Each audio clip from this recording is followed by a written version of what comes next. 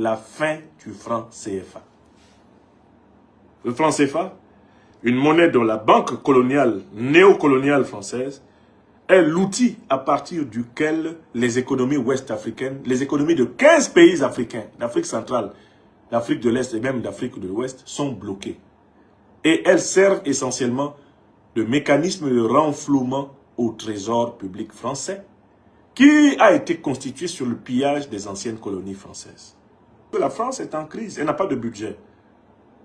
Elle n'a pas de budget parce qu'elle ne peut plus utiliser la planche à billets du CFA. Les Nigériens lui ont arraché leur uranium. Ils lui ont arraché leur pétrole. Les Maliens lui ont arraché leur or, leur cobalt, leur lithium. Les Burkinabés ont fait la même chose. Et toute l'Afrique se prépare à mettre fin à la mainmise privilégiée de la France sur ses matières premières. Pour avoir une monnaie forte, tu dois avoir des richesses qui correspondent à cette monnaie.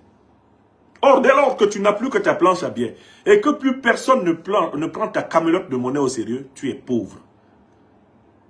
Par la seule volonté souverainiste des pays de l'Alliance des États du Sahel, la France a basculé parmi les États pauvres.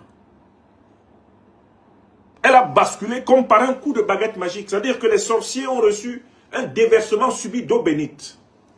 Ils se contorsionnent parce qu'ils ne peuvent plus pomper les ressources naturelles africaines pour légitimer leur réserve de change.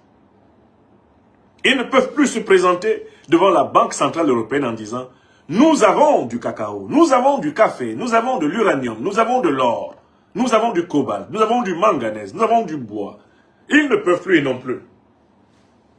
Partout, l'Afrique ferme le robinet des matières premières pillées depuis 600 ans. L'Afrique dit « Abana piou piou ».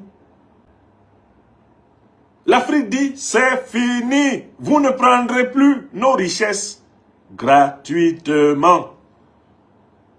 Et dès lors que l'Afrique le dit, la France est en crise. Et dès lors que la France est en crise, elle met avec ses partenaires européens et occidentaux toute son énergie pour renverser les gouvernements qui ont déclenché la révolution. La réunion d'Abuja a pour but d'empêcher la tenue du sommet de l'albinos noir. Le sommet de l'albinos noir du 22 au 23 décembre 2025 en terre africaine du Mali. On fait tout pour l'empêcher. Alors, qu'est-ce qu'on a fait? On s'est concentré sur le Mali, on a tenté d'organiser contre le grand peuple africain du Mali un blocus énergétique artificiel.